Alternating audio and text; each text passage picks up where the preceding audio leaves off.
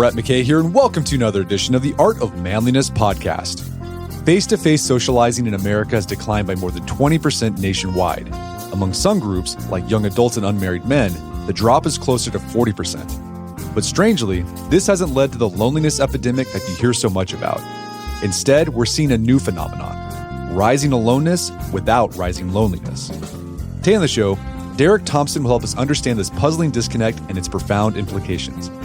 Derek is a staff writer at The Atlantic who recently wrote a piece entitled The Antisocial Century. In the first half of our conversation, Derek unpacks the cultural shifts and technological developments, and no, it's not just the smartphone, that have created what he calls the convenience curse. We then get into why even self-described introverts are often happier when forced to socialize, the concerning trend of young men settling further and further into isolating sedentary leisure, and practical ways we can strengthen our atrophied social muscles to become better, happier people. After the show's over, check out our show notes at awim.is/alone.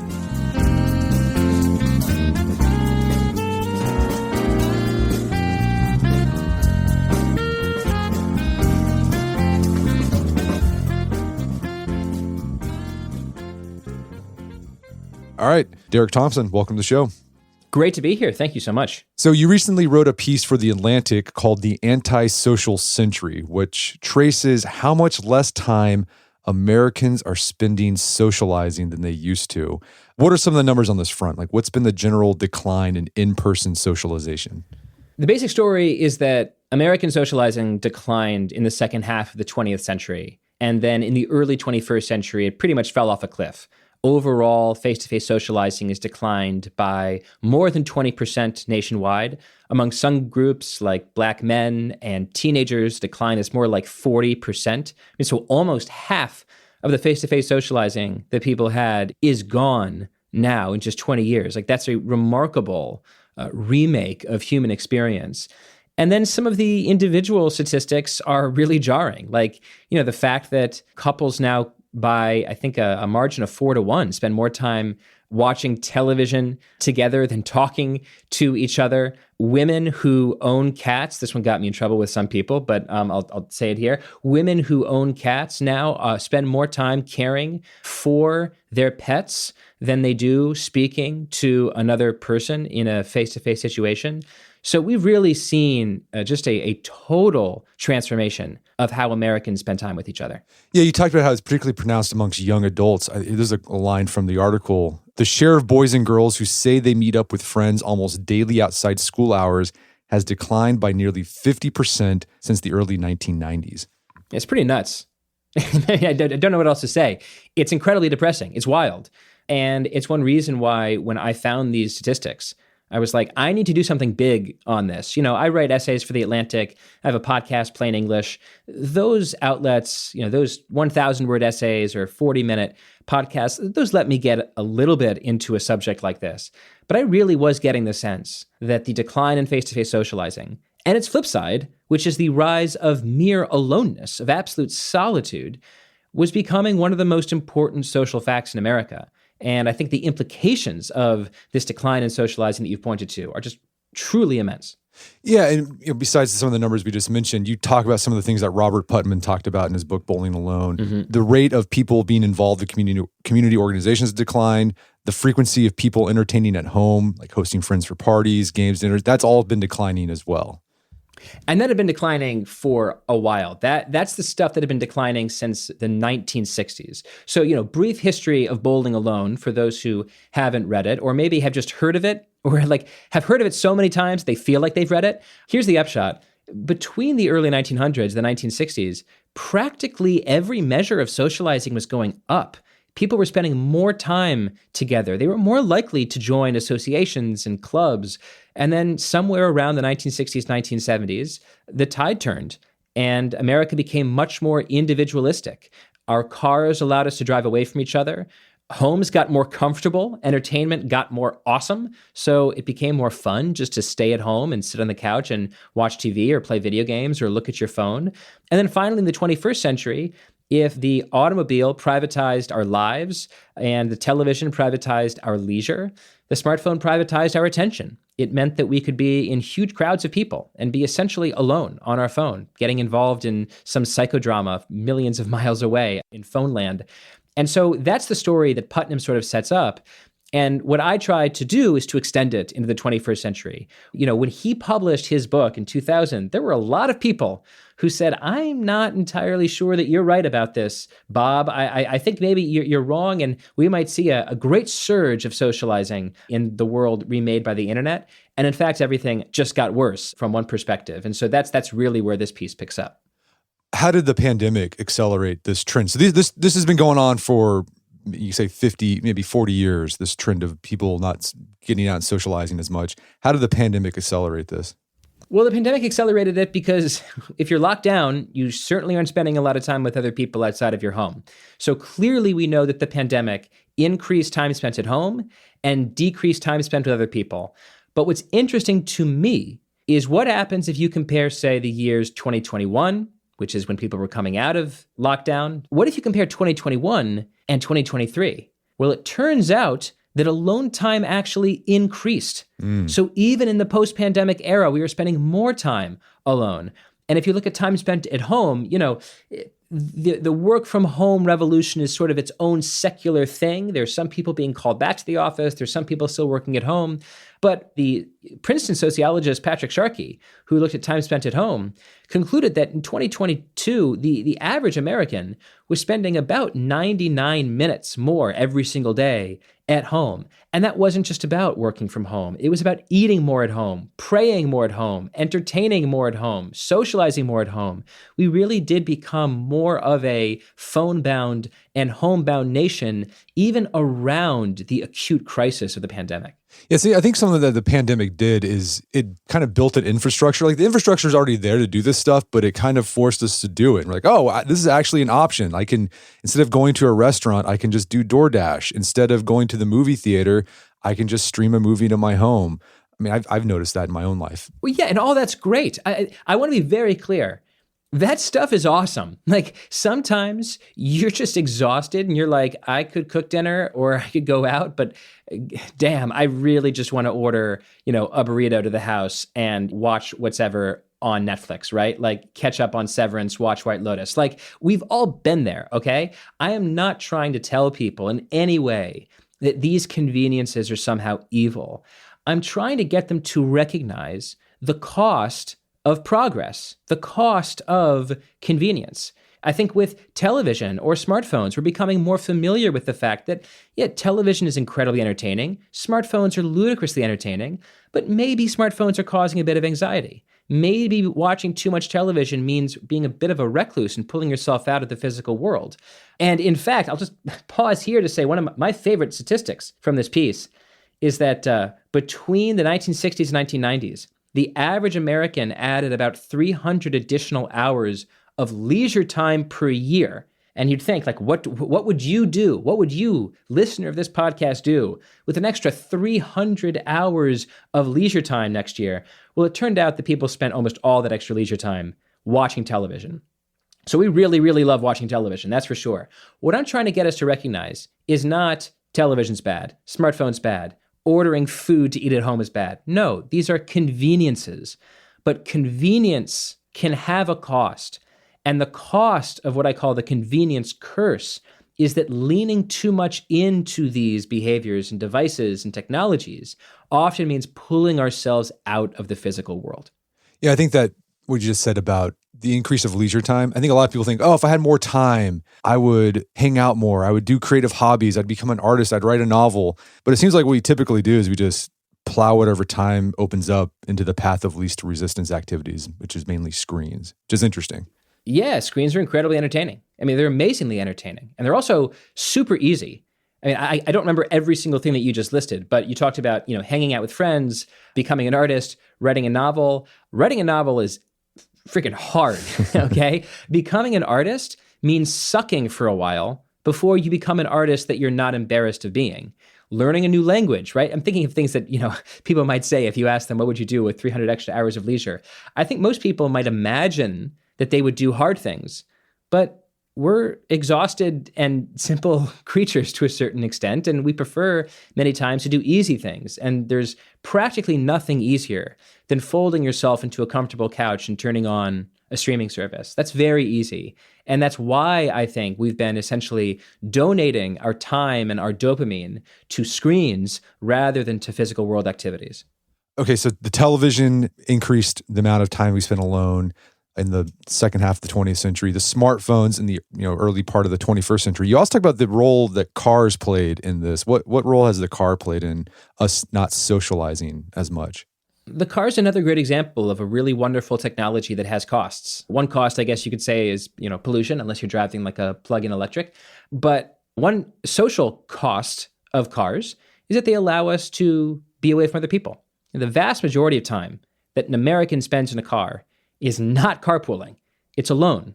The vast majority of time that Americans spend in cars is alone, which means that if Americans overall are increasing their car use, they're probably increasing their time spent alone as well.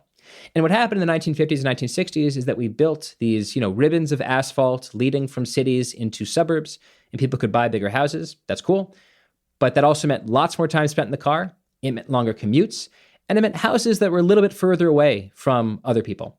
And so when you put all that together, I think you have the beginning of this revolution that Putnam was talking about, where this nation of clubs and associations and people coming together became a nation of, not front porches, but backyards. People pulling back into their own spaces, their private spaces, and associating the American dream, associating a sense of wealth, of having made it, as maximizing control over private spaces. And I think that sort of kicks off this revolution that I'm talking about. Yeah, and it's even, as you mentioned earlier, it's influenced how our homes are designed today. And it's created what you call this idea of a remote life, where we're trying to do everything in our home. Homes, if you're out in the suburbs, some of these homes have like those giant cinema rooms in the bonus room upstairs. A lot of homes these days have garage gyms, so they don't have to go. I have a garage gym. I haven't been to a public gym in almost a decade. And even like bedrooms are being designed, like how can we maximize people being by themselves? And what's interesting, if you look at the 70s and the 60s, 70s, like homes were designed for socializing. I remember 70s, there's that trend of like conversation pits. Yeah. That doesn't happen anymore. Sunken living rooms. That's my wife's favorite piece of home decor. Yeah, whenever we're on Zillow and she sees a sunken living room, yeah, her heart goes aflutter for sure. I mean, everything you said is very true. And when it comes to architecture, two of the more interesting conversations that I had were with Clifton Harness, who's the co-founder of TestFit, which is a company that makes software to design layouts for new housing developments. And he told me, the cardinal rule of contemporary apartment design is that every room has to be built to accommodate maximal screen time. So whereas in previous conversations about how do we build a beautiful space, it was like, how do we let the light in, high ceilings, how do we make it a perfect space for light? And now the question is, how do we give the most comfort to the most people? And the answer is make sure that there is an obvious space to put the flat screen television and a couch. And Bobby Fion, who's a real estate developer that I also spoke to, offered up an amazing quote. He said, for the most part, apartments are built for Netflix and chill.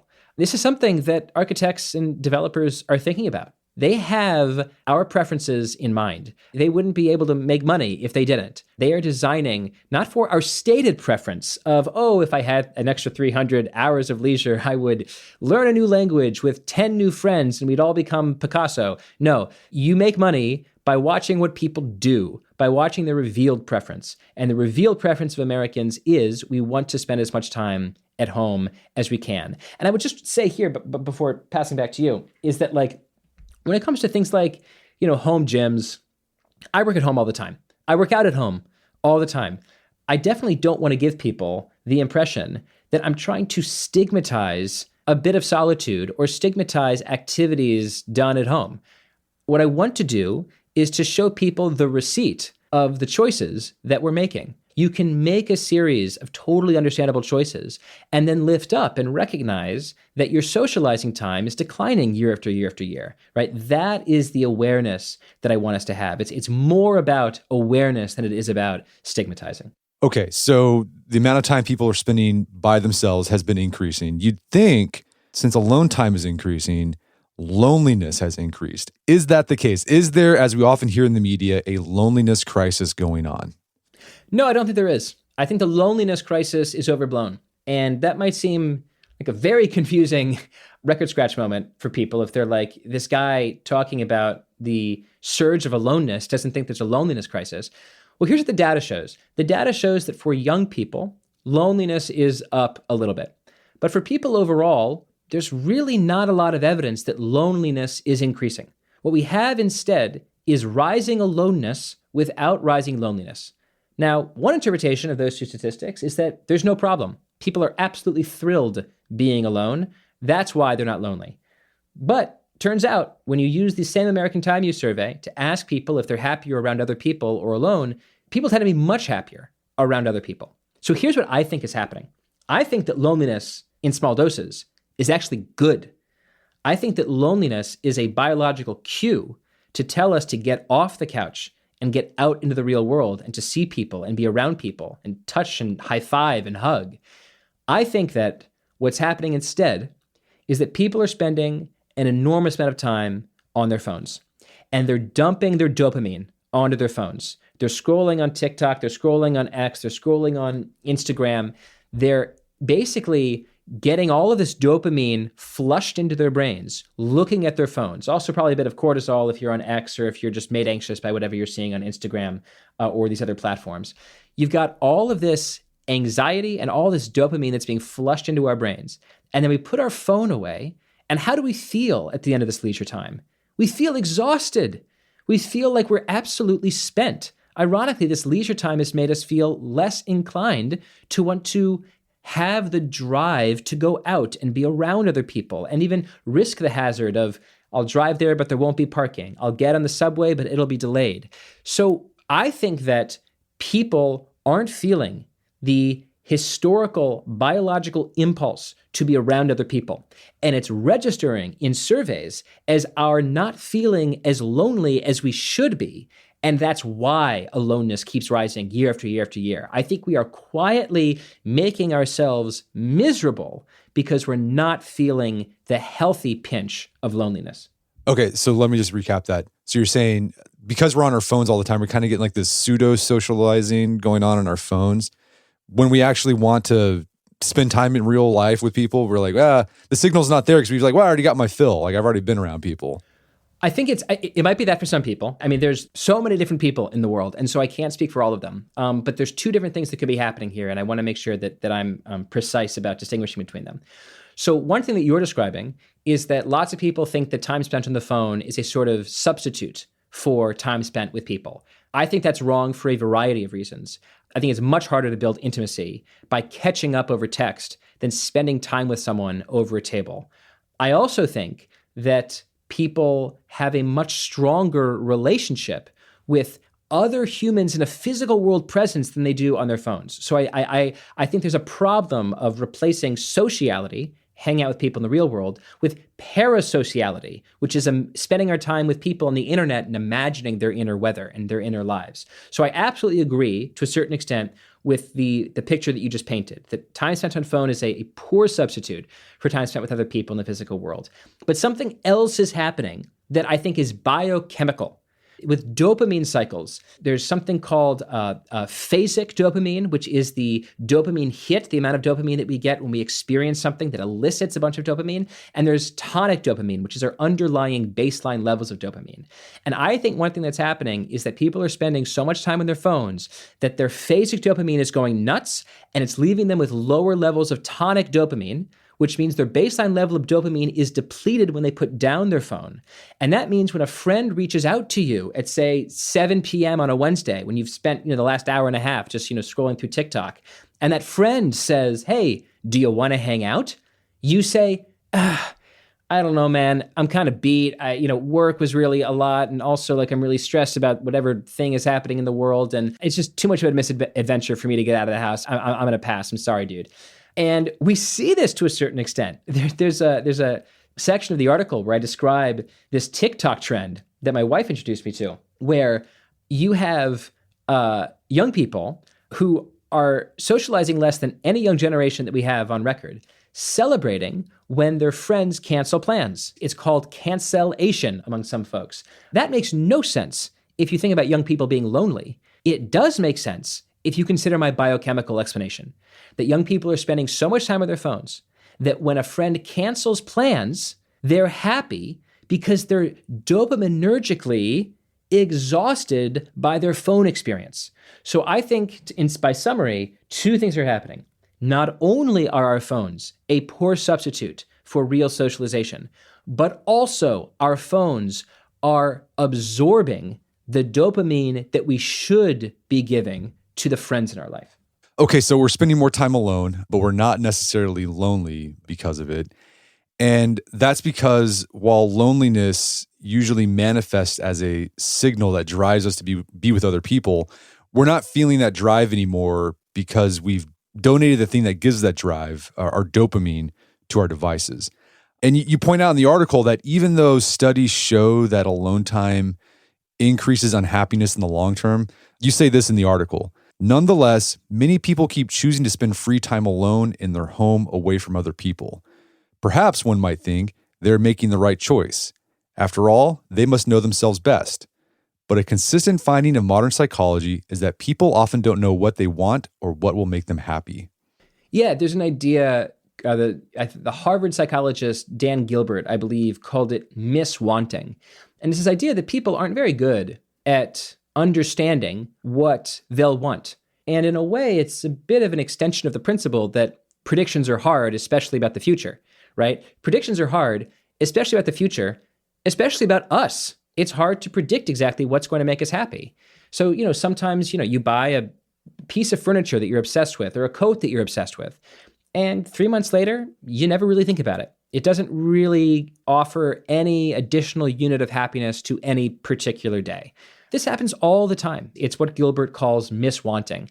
Well, I think people might miswant aloneness as well. I think they might miswant introversion. And how would you prove this? Well, there's a University of Chicago psychologist named Nick Epley who did a really interesting study where he asked commuter train passengers to make a prediction. How would they feel if asked to spend that train ride in Chicago talking to a stranger versus being alone? And the vast majority of participants predicted that the quiet solitude would make for a much better commute than being forced to talk to a stranger. But then Epley's team creates this experiment. And he has some people keep to themselves, and other people are instructed to talk to a stranger. And those people are told the longer conversation, the better. And then afterward, you have both groups fill out a questionnaire. How do you feel in this moment? Not a prediction of the future. How do you feel right now? And despite this broad assumption that the best commute is the most silent commute, it was the people randomly instructed to talk to strangers who reported feeling significantly more positive than those who kept themselves. So this is a really, really fascinating and possibly fundamental paradox at the core of human life, as Epley told me.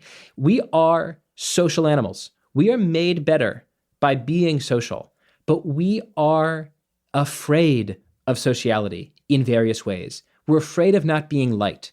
We're afraid of boredom.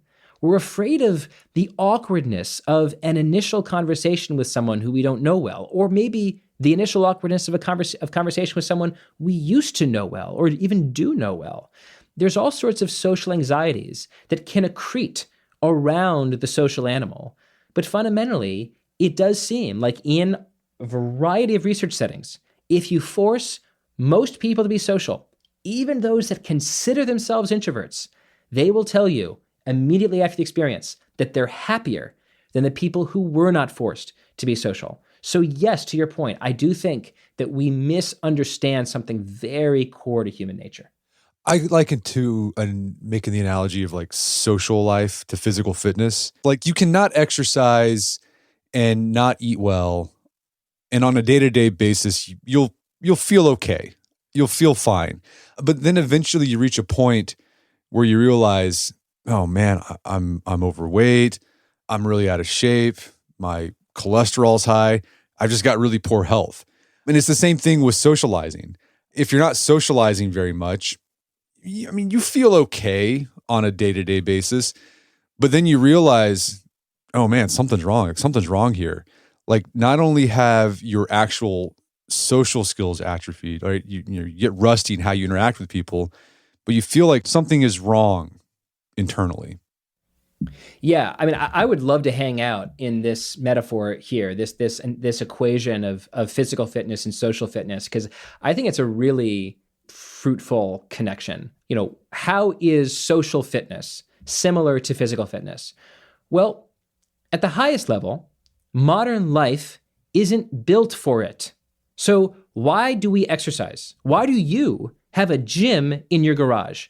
Well, the answer is that you're not a hunter-gatherer. You're not getting your exercise from the essentials of life, from day-to-day living. You probably spend a lot of time sitting. Maybe you're sitting right now. You probably spend a lot of time just not walking that much by being in your house.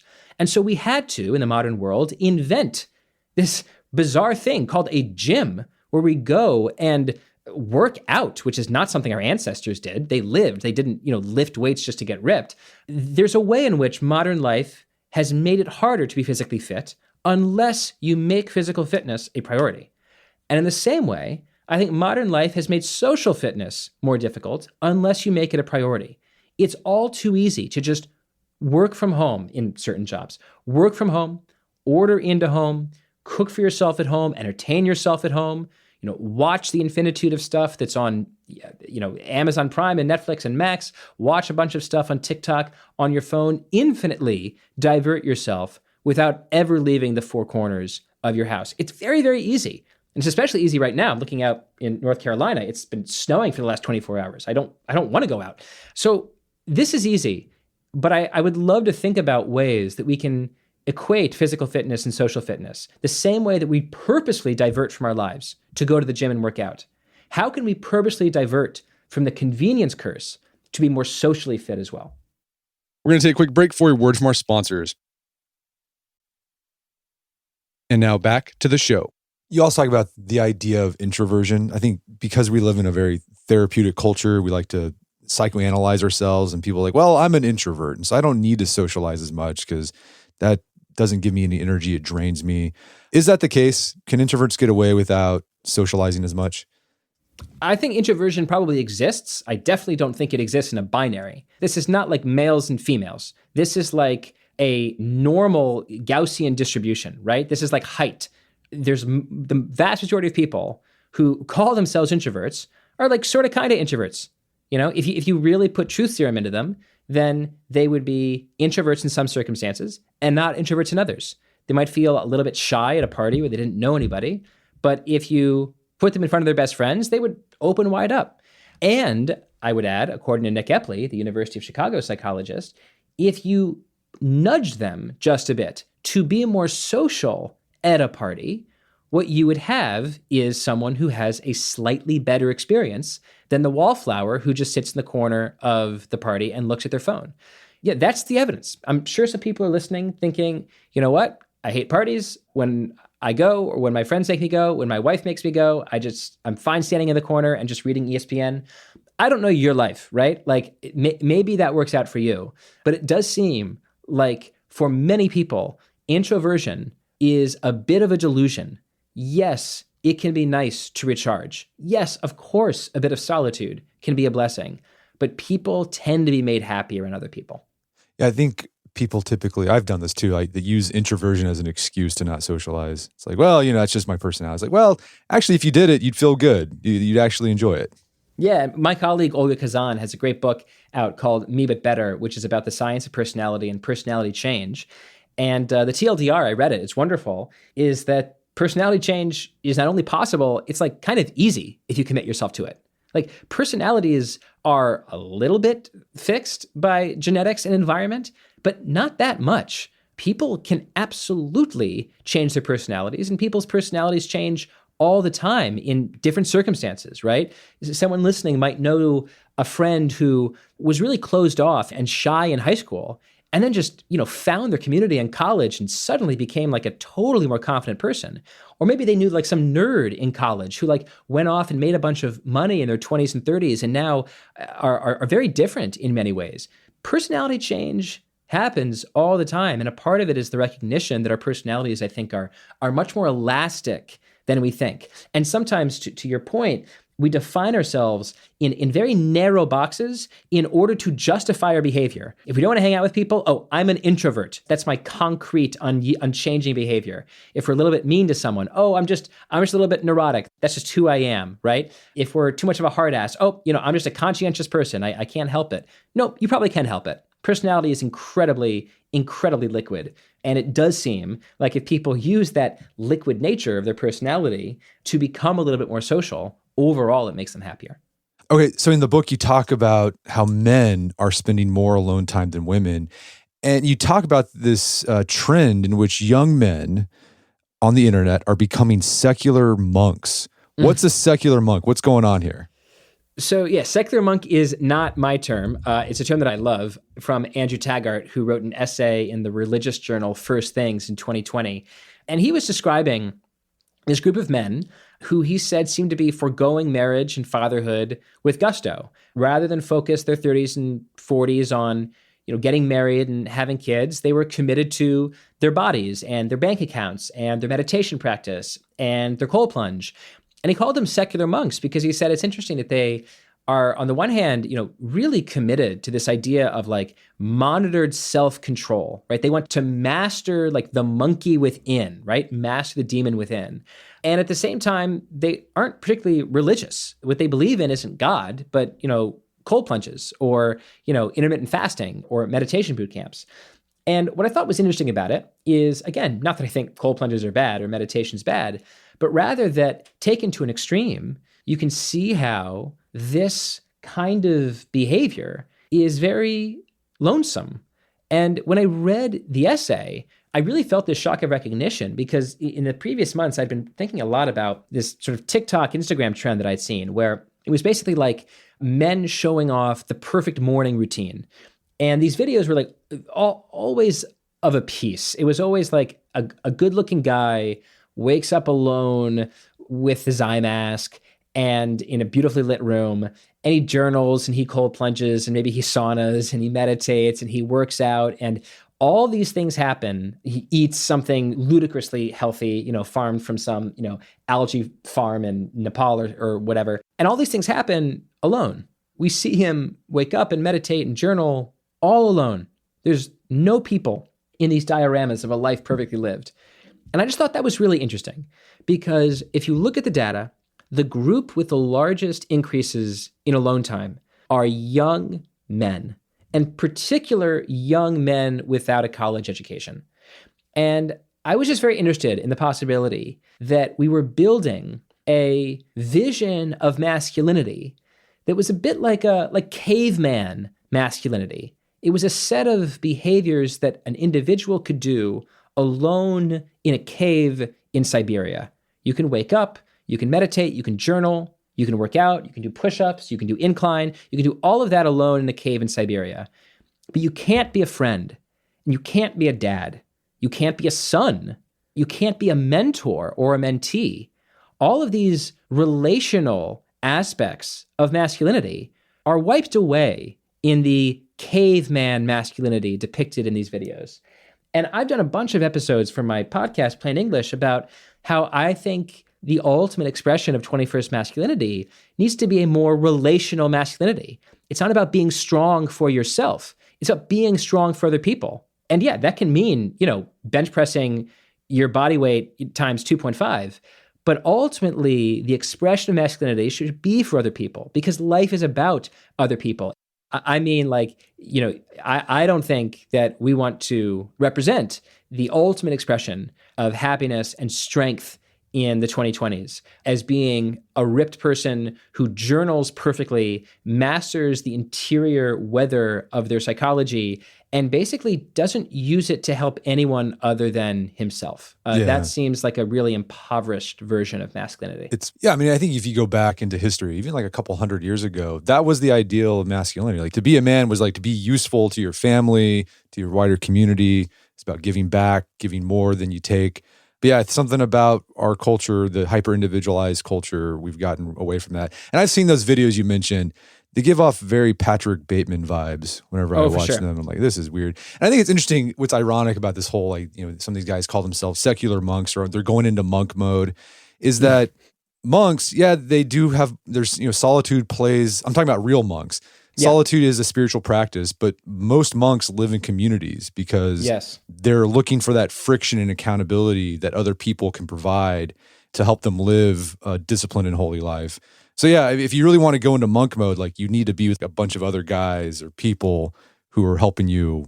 You need to be in a community if you want to be a real monk. Yeah, totally. And then you also talk about how, even with these men are spending time alone with self-improvement, there still is a lot of depression, anxiety, despair. And something you talk about is men, I think all people need this, but I think men in particular, young men, they want to feel needed. They want to feel like a group needs them. And because they're spending so much time alone and not within a group or community, they're not getting that. Yeah, I think neededness is incredibly important. And this is what Richard Reeves, who's the president of the American Institute for Boys and Men, told me. He says, this is what men need. They want to feel essential to their families, to their community, to their office, to their work. He said the quote that I loved in the piece is, quote, I think at some level, we all need to feel like we're a jigsaw piece that's going to fit into a jigsaw somewhere. And it can come from, this neededness can come from all kinds of directions, friends, children, partners, colleagues, religious congregations. But it is, again, about moving away from this sort of caveman sense of what a man is for and toward a more relational sense of how can I use the strength that I'm building to help other people. Continuing on young men, for every secular monk out there using his alone time to work on his body and productivity, there are many more guys out there using their free time alone to engage in sedentary leisure. What is sedentary leisure?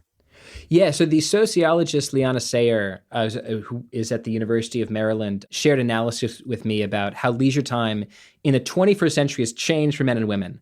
And the most important, most interesting thing is that she divides leisure between engaged, which is stuff like socializing or going to a concert or playing a sport, and sedentary leisure. And sedentary just means like sitting down, watching TV, playing video games.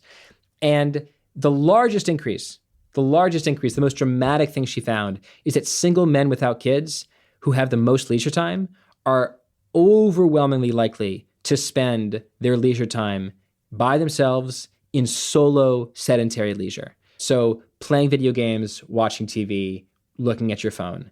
And again, that's just kind of sad. I mean, I just think that I don't know these guys. So I don't want to be this, writer who hops on the horn and just tells people how to live their lives. I don't know them. I don't know what makes them tick.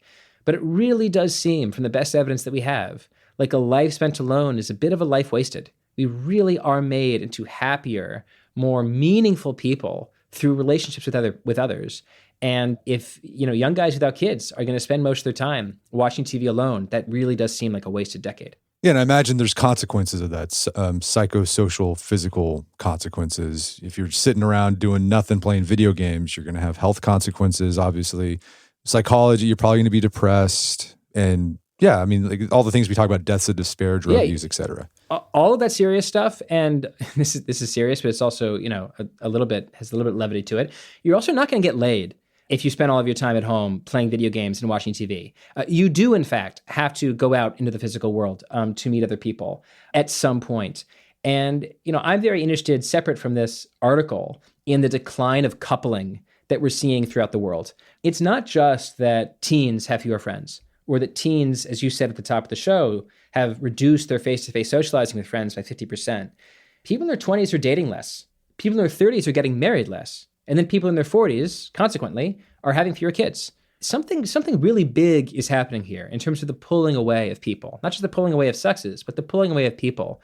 And I do wonder, to your point, whether the behavior of today's young men who are maxing out on solo sedentary time is going to create all sorts of problems for these guys in their 30s and 40s. And it'll probably have consequences on a society level eventually. Yeah, right. Yeah. I agree. I think it could. I mean, I can't say exactly what those consequences will be, but we talked briefly about the political consequences here, and it does seem like from research by Michael Bang-Peterson, who's a Danish political scientist, people who spend more time alone and who have more social isolation are more likely to look to politics as a place of entertainment. And he calls these voters need for chaos voters, because what they want most from politics isn't any particular outcome for any particular group. What they want is the feeling of chaotic entertainment. So that's just one flavor, I think, of how we could absolutely see some of the changes happening today have real repercussions in the future. You say that while some of our social ties are getting weaker, some are getting stronger. Which bonds are getting stronger and which ones are getting weaker? Yeah, so this is probably the part of the essay that was quoted most often back to me. Mark Dunkelman, who is a researcher at Brown University, has a great book that just came out called Why Nothing Works. I talked to him a couple months ago, and he said, the irony here is that the internet has actually made some of our relationships much stronger. I am texting, this is Mark talking, I'm texting my wife all day long. When my daughter buys a Butterfingers, I know the moment she's bought that Butterfingers from CVS because of the credit card data that I have in my phone. So in many ways, our most intimate relationships are tighter than they used to be. And then you think of that as the inner ring of socializing. And there's an outer ring of socializing that's sort of like the tribe, not the family, but the tribe, the people in the world who share your affinities and interests. So, maybe if you have a favorite sports team in basketball or football, it's everyone in the country who's a fan of that team. And you're probably following people across the country, maybe even across the world, who are fans of that particular team. Certainly if you're, a fan of English Premier League. So that's sort of the outer ring of tribe. There's a middle ring, though, of village. It's not the people related to or are best friends. And it's not the people we just find online and form groups with. It's the people who live around us, all right? It's the village. It's our neighbors. It's the people we know when we walk around the street. And it's there that our relationships have really atrophied. We really know our neighbors worse than we used to. And one good question is okay, who cares? What if you just have friends who aren't your neighbors? Totally fair question.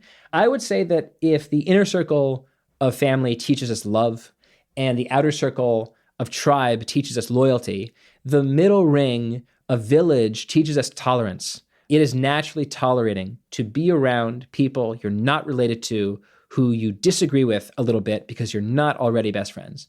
And I think that we are losing touch with that village layer, and I think it is showing up in a variety of ways in our politics and in sort of the social fabric. Yeah, we had Mark Dunkelman on the podcast a long time. It was 9 years ago. It was episode 176. So yeah, he wrote that book, The Vanishing Neighbor, where he introduces those three rings. And ever since I read that book, I think about that all the time, that sort of concept about the three rings. And I think he's right. That middle ring of village has gotten weaker. And you see it in, just declines in people participating in PTA, volunteering for organizations. And even when you do get in those sorts of things, people don't know how to interact. They just yell at each other. Like you said, they haven't practiced the virtue of tolerance. Yes. And you can see this play out on Nextdoor, the app. Have you used Nextdoor before? I have, and I stopped very quickly because I realized what a cesspool it was. Well, yeah, because I think it's a perfect example of how we no longer have the skills to handle how to live in a village. So if you have a problem, used to be if it was 1985 and you had a problem with your neighbor, say your neighbor was blowing leaves into your yard, well, you'd have to go over to your neighbor and calmly say, I understand you're trying to clean your yard out, but can you not blow in my yard?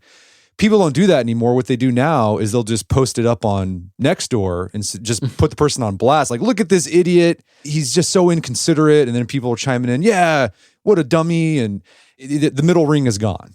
I have a question about Nextdoor. The people who are commenting, what a dummy, are they all direct neighbors, or are they in some where are they? It's in your sort of an area. So when you sign up for Nextdoor, you can sign up to only get updates within a certain geographic radius. So maybe the neighborhoods around you.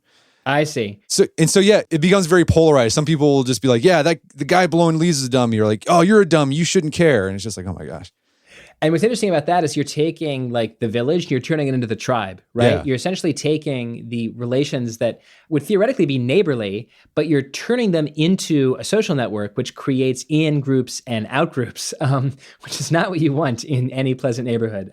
Yeah, it's been a while since I did a full ethnography of Nextdoor, but sounds no good. It is no good at all. I get on there every now and then when I have to sell something. Yeah. I'll get on there, and then I'll just kind of check in what's going on. Oh, nope, I don't want to go to that feed anymore. So yeah, the middle ring, the skills of socializing, of dealing with people we're not really close with, don't have a lot in common with, those are atrophying, and there's some consequences to that. Your just neighborhood life isn't as pleasant, isn't as productive. It has consequences for civic life in your town, your city, and also you can even say on a national level with our politics. What can be done as individuals to restore a richer social life? Because it seems like we have all these external factors that are kind of nudging us towards spending more time alone. So what can we do to restore a richer social life in our lives? Yeah, fortunately, this is easy. You don't need any medical invention to spend time with other people. You don't need any kind of invention at all. You just need to choose. You need to make different choices. You choose to spend the next 15 minutes not looking at your phone, but texting a friend to meet up. And then you choose to spend the next 15 minutes not looking at your phone, but texting another friend to meet up. And then you spend the next 15 minutes not looking at your phone, but rather thinking about how can I create a new habit in my life that puts me around other people rather than puts me on my couch at 7:30 p.m. every single night. It's really easy on the one hand. Unfortunately, it's not so easily done because a lot of these issues are collective action problems, and I totally recognize that. So if you're a couple and you want to have dinner parties with your couple friends, well, it's much easier to do that if there's already a habit of dinner parties. If there's not a habit of dinner parties, then you're going to have a harder time getting people to come over. You're going to feel a little bit more embarrassed about, making the ask and maybe being turned down because people aren't in the habit of going over to each other's houses on Thursday nights or Friday nights. And I get that it's a collective action problem, but I also think that it's important to give people this sense of agency. Like the topics that I'm writing about here are huge. We're talking about national politics and, things that exist at the level of nationwide and planet-wide technologies, the automobile and the television set and the smartphone. These are big, big things. And it's ridiculous to ask people to be absolutely Amish and just reject all technology. But the truth is the Amish have a very interesting way of thinking about technology that I learned when I was reporting for this piece. They don't just reject all technology that's modern. They reject technology that isn't in keeping with their values. So they look at a technology and then evaluate it and then choose to accept or reject it depending on whether their virtues are amplified by the use of that technology. And that's very interesting. I think that the Amish probably go way too far. I am not interested in becoming Amish anytime in the near future. But it is very interesting to think about a sort of a mystic approach to one's own life, which is to say, what if rather than embrace every technology that made our life a little more convenient, we instead were really explicit about the values that we had? Maybe even we wrote them down and said the most important things in my life are my family, my child, spending time with friends, work that's meaningful to me, a fitness routine that keeps me healthy as long as possible. What if you wrote down your values and then only embraced the technology that furthered those values rather than took away from them? That might be a way for people who are not Amish to inject their lives with just enough Amishness that they reorient their living around a set of values rather than a set of dopamine-giving devices. And I love that idea that you can change the social texture of your life in just 15-minute blocks. So instead of using 15 minutes to surf Instagram mindlessly, use that 15 minutes to connect with a friend or make plans to get together. And I really like the idea of just being intentional and going back to that, the fitness analogy. We need to get out of this habit of thinking that I'm only going to hang out or socialize when I feel like it before, you socialize. Absolutely, yeah, we've all been there. Yeah. Just make it like working out. It's like, well, it's 6:00. I don't feel like working out, but this is my workout time. So I'm going to go work out anyway. And it's the same thing with socializing. It's like, well, there's a party tonight. I don't feel like going out tonight, but my social muscles need exercising. So I'm going to go anyway.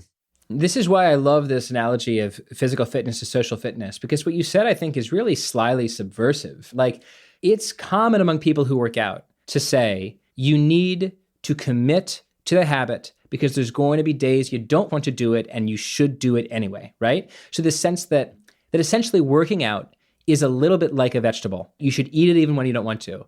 I don't think we think of socializing like a vegetable. I think we think of socializing like a fruit, something that tastes delicious. And if you don't want to have a blueberry that day, no one cares. No one's going to scream at you for not having a strawberry on a Wednesday. But what if we thought of socializing as more like a vegetable, more like something that was good for us, more like something we should commit to even when we didn't feel like it? I think it's a very clever way of subtly recasting this activity that we think of as being sort of frivolous and extraneous as being actually fundamentally core to a healthy life well lived.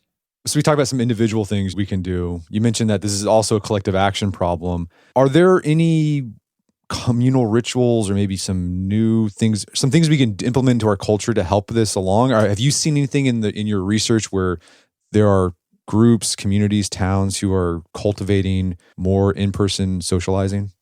Yeah, there's definitely new trends that I'm following. Independent bookstores are booming. I think they've had more than 50% growth since 2009. And a lot of them are basically like miniature theaters. They've got, author talks every night. And so that's sort of a new ritual that's starting. Here where I live near Chapel Hill, North Carolina, there's a ton of board game cafes. And I know the board game cafes are sort of flowering across the country. And this is sort of an interesting inversion of the typical trend of American entertainment. Typically, it's like movie theaters where you used to have to drive to the movie theater and now you can just stay home and do the activity. With board games, they're invented to stay at home and do the activity, but these new board game cafes mean you actually drive to a third place in order to play board games with other people. I think that's really interesting, and it gets people out of their house and around other people. But, I'm most interested in really, really humble rituals. I'm interested in rituals that are essentially the equivalent of Friday night Sabbath, where, in the Jewish tradition, you say a prayer, you break the bread, you pour some wine, you have a meal. And that sounds just about fantastic to me. And I hope that, it'd be, I think, really lovely to have a renaissance in dinner parties. This is a trend that we actually have data on it. The number of dinner parties in America, or at least the number of dinner parties people say they go to, has been collapsing, not just for the last 20 years, but really for the last 60 years. I mean, the cocktail party is practically extinct compared to where it was the 1950s, 1960s. I think it'd be absolutely beautiful to bring that stuff back. And that's simple. You don't need another building. You don't need any other infrastructure. All you need is an email and a person willing to send it. Well, Derek, this has been a great conversation. Where can people go to learn more about you and your work? Well, there's 3 places they can find me. I'm a staff writer for The Atlantic. I host a podcast, Plain English with Derek Thompson, with the Ringer Podcast Network. And March 18th, I have a book coming out called Abundance, co-written with Ezra Klein, about the future of American progress. And if you like some of what you heard today, I think you'd love the book. Fantastic. Well, Derek Thompson, thanks for your time. It's been a pleasure. Thank you. My guest today was Derek Thompson. He recently wrote a piece for The Atlantic called The Antisocial Century. You can find that at The Atlantic. Check out our show notes at awim.is/alone, where you find links to resources. We delve deeper into this topic.